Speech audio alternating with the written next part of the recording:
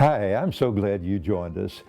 I'm Santa Claus's good friend, Grandpa Dale from GrandpaDale.com. I've got a question for you. Do you know what Santa's very favorite Christmas story is? I know. He and I were visiting the other day, and I asked him that question. I said, Santa, what's your very favorite Christmas story?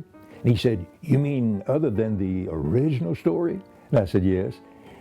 And he looked around to be sure that no one was eavesdropping, and then he leaned over and he whispered in my ear.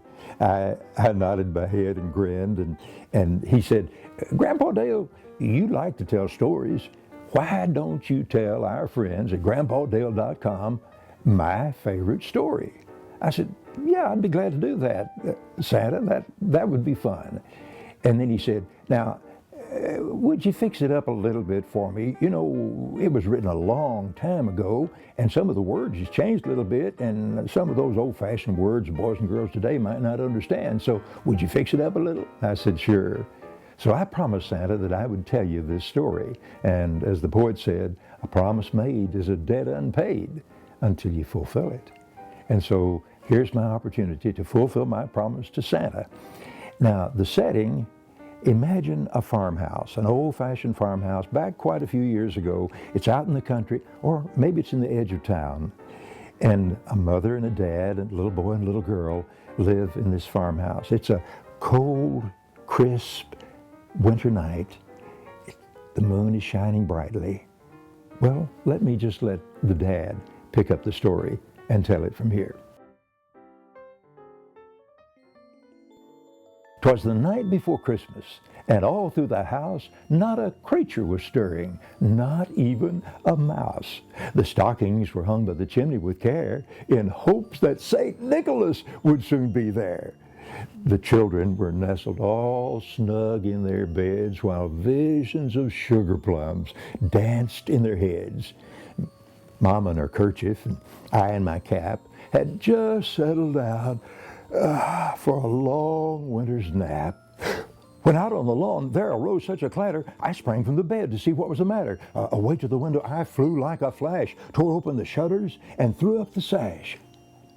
The moon on the breast of the new-fallen snow gave the luster of midday to objects below, when what to my wondering eye should appear but a miniature sleigh and 8 tiny reindeer, with a little old driver so lively and quick, I knew in a moment it must be St. Nick.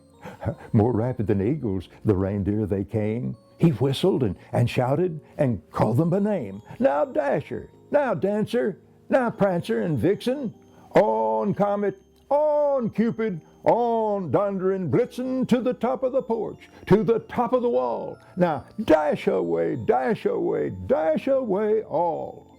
Well, as dry leaves that before a wild hurricane fly when they meet with an obstacle mount up to the sky, so up to the housetop the reindeer they flew, with a sleigh full of toys, and St. Nicholas too. And then in a moment I heard on the roof the prancing and pawing of each little hoof. As I pulled in my head and was turning around, down the chimney St. Nicholas came with a bound. He was dressed all in fur from his head to his foot, and his clothes were all tarnished with ashes and soot. A bundle of toys he had flung on his back, and he looked like a peddler just opening his pack. His eyes, how they twinkled. His dimples, how merry. His cheeks were like roses. His nose like a cherry. His droll little mouth was turned up like a bow, and the beard of his chin was as white as the snow. The stump of a pipe he held tight in his teeth, and the smoke, it encircled his head like a wreath. He had a broad face and a little round belly that shook when he laughed like a bowl full of jelly. He was chubby and plump, a right jolly old elf, and I laughed when I saw him, in spite of myself. But a wink of his eye and a twist of his head soon gave me to know I had nothing to dread. He spoke not a word, but went straight to his work and filled all the stockings, then turned with a jerk, and laying a finger alongside his nose and giving a nod, up the chimney he rose. He sprang to his sleigh and to the team gave a whistle.